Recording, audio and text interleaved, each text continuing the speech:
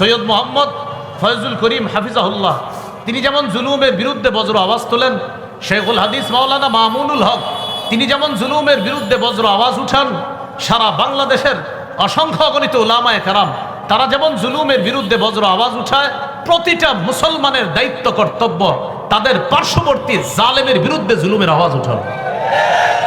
এটা কি এইখানে ঠিক না বাহিরে গেলেও ঠিক? আর জুলুমের বিরুদ্ধে আওয়াজ উঠানো এটা সবার দায়িত্ব কর্তব্য। সূরা হুদের 113 নম্বর আয়াতে আল্লাহ বলেন, ওয়ালা তারকানু ইলাল্লাযীনা যালামু ফাতামাসসাকুমুন নার, তোমরা জালেমদের প্রতি ঝুঁকে পড়ো না, তাহলে আগুন তোমাদেরকে স্পর্শ করবে।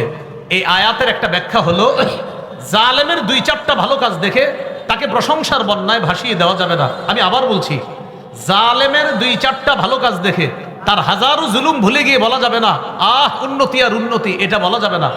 জালেমের 2-4টা ভালো কাজ দেখে তাকে প্রশংসার বন্যায় ভাসানো যাবে না, তার জুলুম নিয়ে সবাই কথা বলতে হবে। এটা 12 নম্বর দায়িত্ব বর্তমান পরিস্থিতি থেকে উত্তরণের। 13 নম্বর, মুসলমান বিলাসী জীবন বর্জন করতে হবে। মুমিনরা বিলাসী জীবন বর্জন করতে হবে। মুমিনকে দেখলে মনে হবে তিনি কি জানে একটা বিষয় পেরেশান। মুমিন দেখলেই মনে হবে তিনি কোনো না কোনো বিষয়ে পেরেশান। এই পেরেশানি ধর্ম নিয়ে, এই পেরেশানি আল্লাহ রসুলের বিধান দুনিয়াতে বাস্তবায়নের জন্য। মুমিনকে দেখলে মনে হবে ভাই কোথায় যান? নামাজে যাই। ভাই কোথায় যান? মাদ্রাসায় যাই। ভাই কোথায় যান? বা একজনকে একটু সাহায্য করতে যাই। কোথায় যান? অসুস্থ ব্যক্তির সেবা সুন্নত হিসাবে আদায় করতে যাচ্ছি। ভাই কোথায় যান? বা একজনকে নামাজের দায়িত্ব দিতে যাচ্ছি। কোথায় যান? যে ইসলামের কাজে কিছু মানুষ সংগ্রহ করা দরকার। মুমিনের 24টা ঘন্টা ওরে দেখলেই মনে হবে সে আল্লাহর কোনো না কোনো কাজ বাস্তবায়নের জন্য ব্যস্ত। মুমিন বিলাসী হবে না। তিরমিজির হাদিস 2320 নম্বর হাদিস, রাসূলুল্লাহ সাল্লাল্লাহু আলাইহি সাল্লাম বলেন, লাউ কানাতিদ দুনিয়া তা'দিলু ইনদাল্লাহি জানাহা বাউদা মা সাকা কাফিরান মিনহা শারবাতা মা।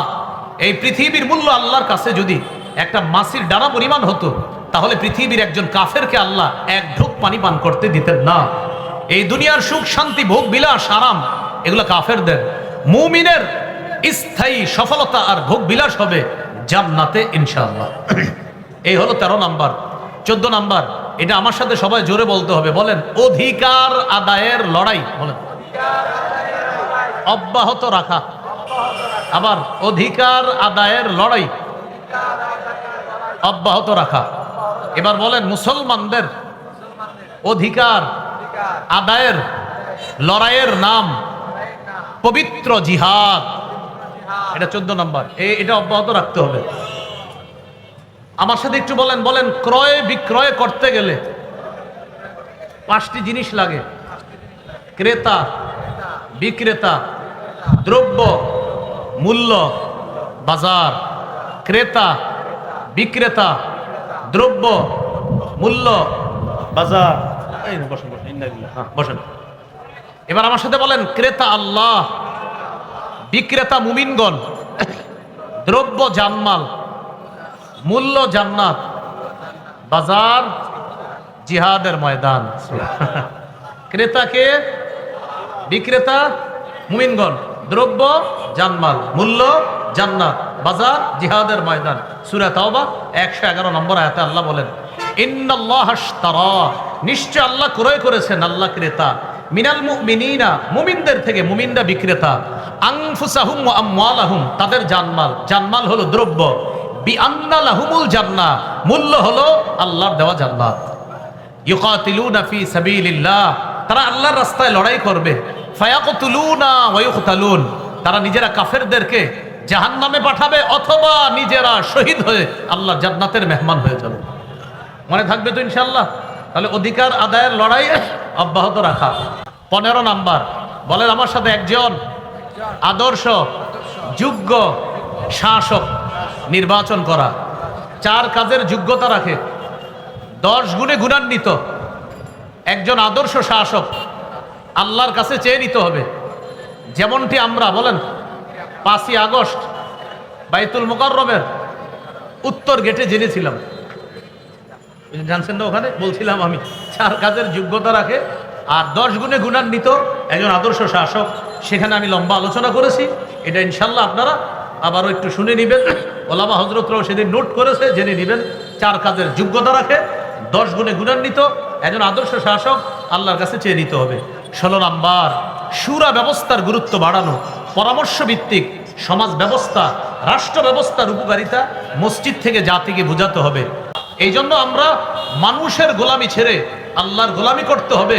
মানুষের গোলামির পরিবর্তে রবের গোলামি যেন এই দেশে আমরা করতে পারি, এই চেষ্টা অব্যাহত রাখতে হবে। 17টা উপায় বললাম, আমি এক শ্বাসে বলে দিচ্ছি, মন দিয়ে শোনেন। 1 নাম্বার, ইমানি শক্তি অর্জন করা। 2 নাম্বার, ইসলামে পরিপূর্ণ প্রবেশ করা। 3 নাম্বার, দ্বীনের সঠিক জ্ঞান অর্জন করে সে অনুযায়ী আমল করা। 4 নাম্বার, দ্বীনের সঠিক জ্ঞান অন্যের কাছে প্রচার করা। 5 নাম্বার, আল্লাহর দ্বীনের সহযোগী হওয়া। 6 নাম্বার, আল্লাহর কাছে দোয়া করা। 7 নাম্বার, আল্লাহর উপর ভরসা করে ধৈর্যের সাথে সাহায্যের অপেক্ষা করা। 8 নাম্বার, ভ্রাতৃত্বের সম্পর্ক জোরদার করা। 9 নাম্বার, ঝগড়া বিবাদ কমিয়ে পারস্পরিক আন্তরিকতা বাড়ানো।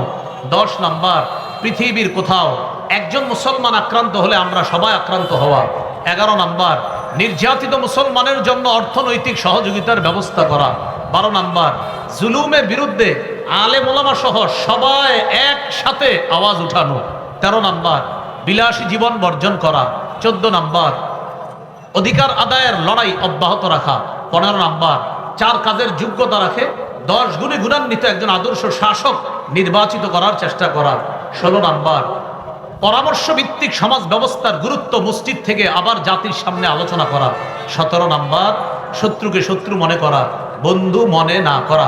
আল্লাহ আমাদের সকলকে যে কথাগুলো বললাম, এই 17টা বিষয় আমরা উপলব্ধি অনুধাবন করে আমাদের জীবনে বাস্তবায়ন যেন করতে পারি, আল্লাহ তৌফিক দান করেন। আমরা উঠাউঠি করবো না, এখানে মুসাফার প্রয়োজন নাই, গাড়ি ঘোড়া যাইতে কষ্ট হবে। এজন্য আমি নামার পরে কেউ ভিড় করবেন না, এইভাবেই থাকেন আপনারা, গাড়ি যেন সঠিকভাবে যেতে পারে।